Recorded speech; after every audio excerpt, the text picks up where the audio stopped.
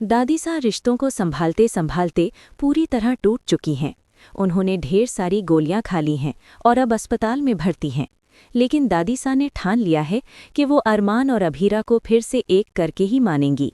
जी हाँ दोस्तों, सीरियल ये रिश्ता क्या कहलाता है का आने वाला ट्रैक बेहद शॉकिंग होने वाला है। दरअसल दादी सा ने एक प्लान बनाया था। उन्होंने अरमान और अभीरा दोनों को एक ही वेन्यू पर बुलाया ताकि वे साथ में होली खेल सकें। लेकिन दादी सा की असली इच्छा होली खेलने से ज्यादा ये थी कि दोनों अपनी गलतफहमियों को दूर करें। उनके बीच जो गलतफहमियां पैदा हो गई हैं वे तभी खत्म होंगी जब दोनों एक दूसरे से खुलकर बात करेंगे और एक दूसरे को ध्यान से सुनेंगे। क्योंकि रिश्तों में चाहे कितनी भी बड़ी उलझन क्यों ना हो, बातचीत से अक्सर सब सुलझ जाता है।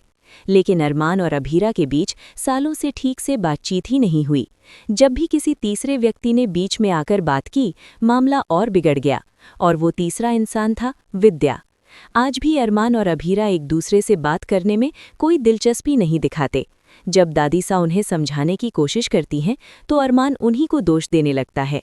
वो कहता है कि आपने मुझे धोखा दिया है, मुझे तो पहले ही भरोसा छोड़ देना चाहिए था, लेकिन आपने भी अभीरा के साथ मिलकर मुझे चीट किया। दादी सा समझाने की कोशिश करती हैं, लेकिन जैसे ही फोन कटता है अरमान और अभीरा फिर एक दूसरे पर चिल्लाने लगते हैं। इतना समझाने के बाद भी वे शांत होकर बात करने के बजाय एक दूसरे को ही दोष देते रहते हैं। फिर होली के दौरान भांग के नशे में दोनों एक दूसरे के सामने अपने दिल की बातें कबूल कर लेते हैं। यानी बिना भांग के नशे के वे ना तो एक दूसरे से बात कर पाते हैं और ना ही एक दूसरे की बात सुन पाते हैं। नशे में वे एक दूसरे पर जान छिड़कते हैं, लेकिन होश में आते ही फिर से दुश्मन बन जाते हैं। आखिर ये कैसा प्यार है? ये प्यार कम और एक ऐसा ड्रामा ज्यादा लगता है जो सालों से अरमान और अभीरा के बीच चलता आ रहा है और जिसका कोई अंत नजर नहीं आता। उधर दूसरी तरफ दादी सा अभीरा के गैरेज के बाहर आकर बेहोश हो जाती हैं।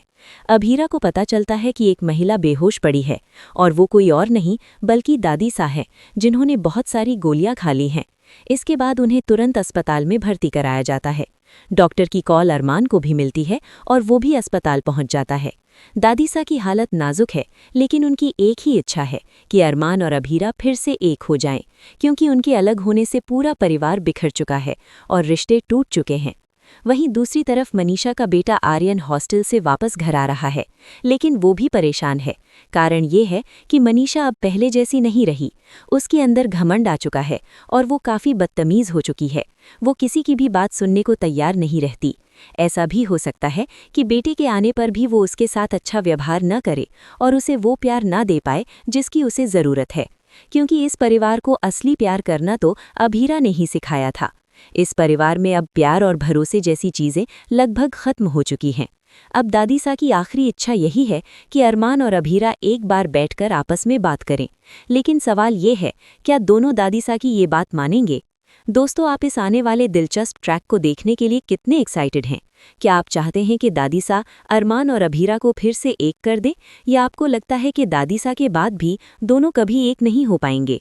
हमें कमेंट करके ज़रूर बताइए और ऐसे ही टीवी के लेटेस्ट अपडेट्स पाने के लिए चैनल को सब्सक्राइब करना ना भूलें।